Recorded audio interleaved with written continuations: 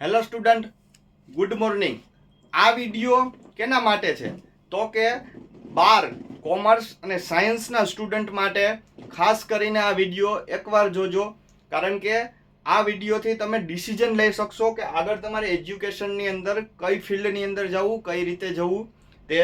તો સૌપ્રથમ તો ઘણું બધું કન્ફ્યુઝન સૌરાષ્ટ્રના સ્ટુડન્ટને હોય છે કે આગળ ફર્ધર સ્ટડીમાં જે માસ્ટર છે એના સિલેક્શનની અંદર ઘણું બધું કન્ફ્યુઝન હોય છે. તો આના માટે પહેલાં તો જે માસ્ટર કરાવતી બોડી છે, જે ગવર્મેન્ટ બોડી છે, અને મેથડ ઓફ એજ્યુકેશન છે, એ બોડીનું વર્ક શું છે, તો કે એની મેથડ ઓફ એજ્યુકેશન શું છે, કે કઈ મેથડથી એ આગળ સ્ટડી કરાવે છે અને એની અંદર શું ઓપોર્ચ્યુનિટી છે. તો આના વિશે આપણે પહેલાં તો બંને બોડી વિશે થોડુંક જાણવું જરૂરી છે. તો કે પહેલી બોડી વિશે આપણે જાણીએ કે યુજીસી, યુનિવર્સિટી ગ્રાન્ટ કમિશન, બરાબર છે. હવે આની અંદર આપણે આની યુજીસી ની વાત કરીએ અને એઆઈસીટીઈ ની વાત કરીએ તો આ બંને ગવર્મેન્ટ બોડી છે. હવે એવું બી હોઈ શકે કોઈ કોલેજની અંદર યુજીસી હશે, એઆઈસીટીઈ હશે, બંને હશે. તો આપણે બંને હોય તો ડિફરન્સ કઈ રીતે આપણે ફાઇન્ડ આઉટ કરવો કે કઈ એઆઈસીટીઈ અપ્રુવલ મેન છે કે યુજીસી અપ્રુવલ મેન છે, તો એના મેથડ ઓફ એજ્યુકેશનથી કરી શકો છો. હવે જ્યાં યુજીસી મેજર હશે, જ્યાં યુજીસી મેજર હશે ને એ કોલેજની આગળ જનરલી યુનિવર્સિટી વર્ડ યુઝ થતો હશે, બરાબર છે. લાઈક સૌરાષ્ટ્ર યુનિવર્સિટી છે, નરસિંહ મહેતા યુનિવર્સિટી છે, બરાબર છે. એની કોલેજીસ હશે એ બધી તમને ડિગ્રી આપતી હશે.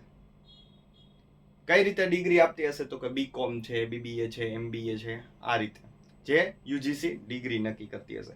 હવે એની મેથડ ઓફ એજ્યુકેશન ની વાત કરીએ તો મેથડ ઓફ એજ્યુકેશન શું છે? સિલેબસ મેથડ છે, કે 2-5 વર્ષે ચેન્જ કરેલો સિલેબસ આવશે, જે આપણે રૂટીન અહીંયા જોઈએ જ છીએ કે 1 થી 12 ધોરણની અંદર આપણે એ જ જોયેલું છે, એ જ મેથડથી આગળ વધશે.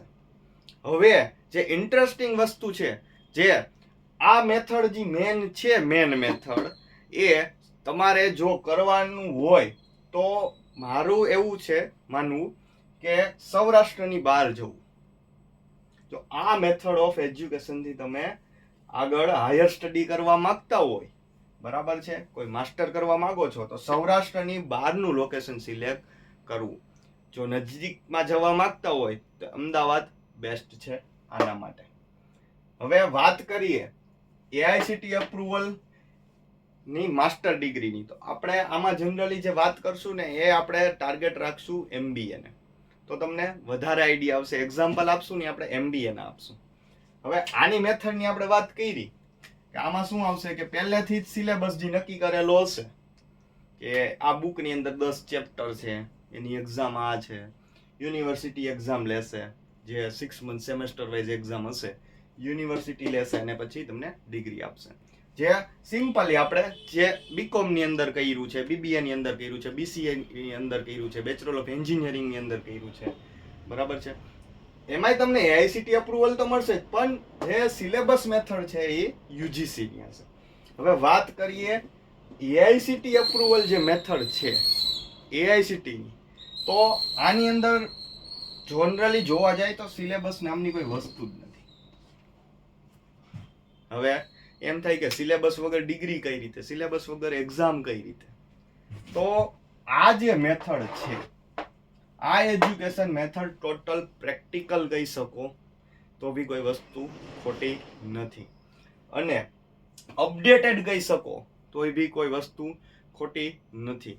સપોઝ હું તમને સમજાવું, આ આપણે હમણાં બજેટ ગયું ફેબ્રુઆરીની અંદર, તો એઆઈસીટીમાં જે મેં અપ્રુવલ કોલેજ હશે ને એમાં માર્ચની અંદરથી જે બજેટ નામનો સબ્જેક્ટ હશે, બજેટ એનાલિસિસ હશે, બજેટ સમીક્ષા હશે, અલગ અલગ નામથી કરતા હોય છે કોલેજવાળા, બરાબર છે. તો આના એજ્યુકેશન સિસ્ટમની અંદર એ બજેટ અકોર્ડિંગ બધો ચેન્જ થઈ ગયો છે. આની અંદર કોઈ ચેન્જ નહીં થયો હોય. બીજી એક્ઝામિનેશન મેથડની વાત કરીએ તો આમાં જ એને એઆઈસીટીને ખાલી ક્રેડિટ જ આપવાના છે કે ભાઈ આ સબ્જેક્ટ અમે કરાવશું. શું કરાવશું? કંઈ આપવાનું નથી. આ સબ્જેક્ટના અમે આમાં ટ્રાઇમેસ્ટર સિસ્ટમ મેજોરિટી છે અત્યારે. એક વર્ષની અંદર ત્રણ પાર્ટ, જે આની અંદર સેમેસ્ટર સિસ્ટમ મેન છે, એક વર્ષની અંદર 2 પાર્ટ, આની અંદર ટ્રાઇમેસ્ટર સિસ્ટમ છે, એક વર્ષની અંદર 3 પાર્ટ. એટલે એનાથી ફરક શું પડશે? સપોઝ તમે MBA કર્યું આની અંદર, તો તમે ફિનાન્સ અને માર્કેટિંગ બંનેમાં કર્યું.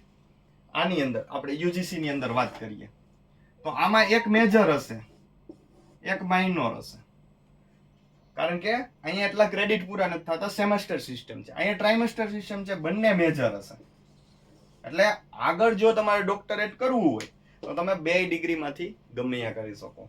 હવે AICTE અપ્રુવલની એજ્યુકેશન મેથડની અંદર એક્ઝામિનેશનની હરેક કોલેજની અંદર અલગ અલગ હશે. એ કોલેજે ડિસાઈડ કરવાનું છે.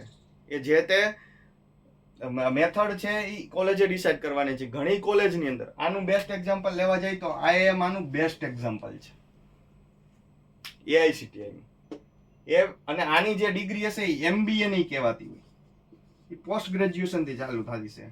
પોસ્ટ ગ્રેજ્યુએશન છે, PGP છે, PGDM છે, આ રીતે કહેવાતી હશે.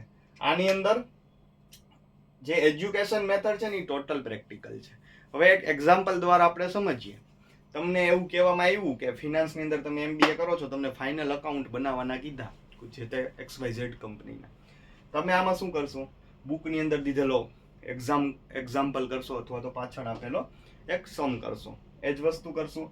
આની અંદર ફાઇનલ અકાઉન્ટ તમને કહેશે ને પ્રોફેસર, એટલે તમને એમ કહેશે કે મની કંટ્રોલ ઓપન કરો, XYZ કરંટ કંપની જે ટ્રેન્ડની અંદર કંપની હાલતી હશે એ કહેશે કે આ સ્ટુડન્ટ આ કંપની કરશે, આ સ્ટુડન્ટ આ કંપની કરશે. ડાયરેક્ટ તમારે મની કંટ્રોલમાંથી એક્સેલ શીટની અંદર તમારે આખી બેલેન્સ શીટ ની બધું બનાવવાનું છે. તો બંનેની અંદર આ ડિફરન્સ છે.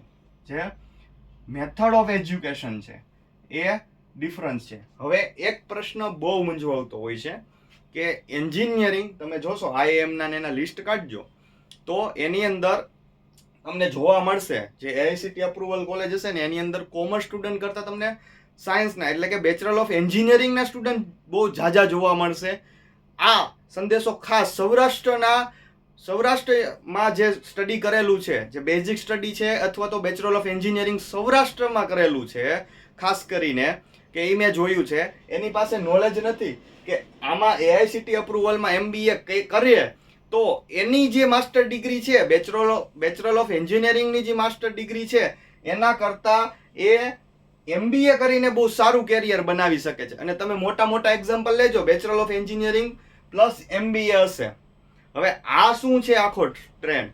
તો સૌરાષ્ટ્રમાં આ સપનું જોવડાવવામાં જ નથી આવતું કે બેચલર ઓફ એન્જિનિયરિંગ કર્યા પછી શું તમે MBA કરી શકો છો. આ સપનું જ નથી જોવડાવવામાં આવતું. હવે એનું હું તમને એક એક્ઝામ્પલ આપું. તમે કરી શકો છો, 100% કરી શકો છો, અને તમે નહીં ધાર્યું હોય એવું પેકેજ તમને કંપનીવાળા આપશે. તો કઈ રીતે, શું કામ એનો બેનિફિટ છે? તો અહીં એક એક્ઝામ્પલ દ્વારા હું તમને સમજાવું કે એક કંપની છે, આપણે ABC કરીને એક કંપની છે, બરાબર છે. તો ABC આ આપણે કંપની કરી ABC આપણે સમજીએ. આની અંદર 2 પોસ્ટ ખાલી છે. એકમાં છે બેચલર ઓફ એન્જિનિયરિંગ નું કામ છે, એકની અંદર છે MBA નું કામ છે. કારણ કે એને શું કરવું છે કે સ્ટાફ મેનેજમેન્ટ કરવું છે, કોમ્યુનિકેશન સ્ટ્રોંગ જોઈએ છે. આ બધા જે છે MBA ની સ્કિલ છે એ એને જોઈએ છે.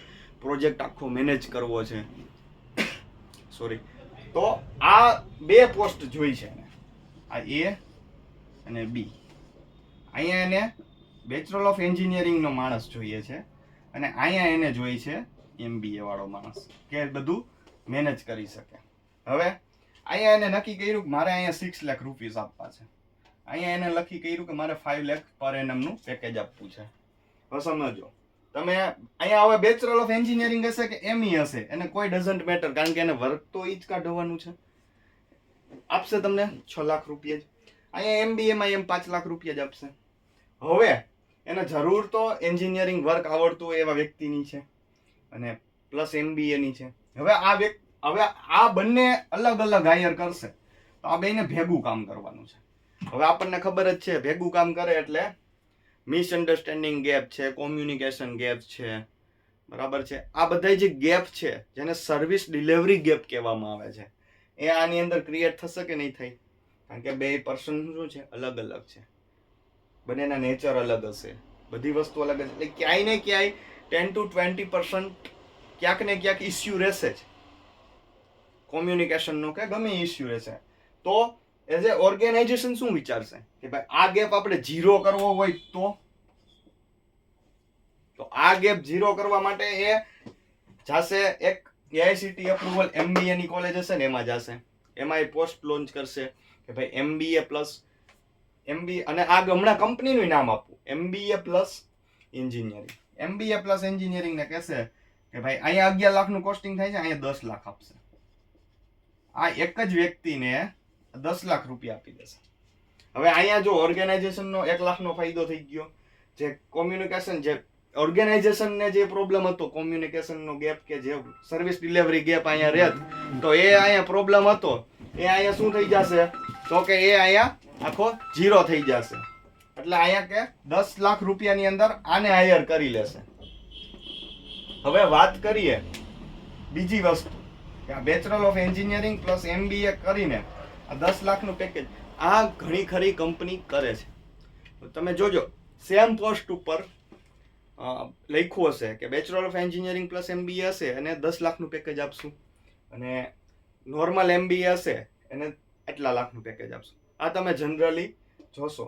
તો આગલા વિડીયોની અંદર આપણે એ જોશું કે આ બંને માટે એક્ઝામ કઈ આપવી, માસ્ટર માટે એક્ઝામની પ્રિપેરેશન ક્યારે કરવી. જે સૌરાષ્ટ્ર યુનિવર્સિટીમાં મેજોરિટી ભૂલ કરે છે સ્ટુડન્ટ કે એ એક્ઝામ ક્યારે કરવી, તો આપણે નેક્સ્ટ વિડીયોની અંદર આ એક્ઝામ ક્યારે કરવી, કઈ રીતે પ્રિપેર કરવી, સેલ્ફ સ્ટડી કઈ રીતે કરીને તમે એક્ઝામ બેસ્ટ રીતે આપી શકો છો, એ આપણે નેક્સ્ટ વિડીયોની અંદર જોશું.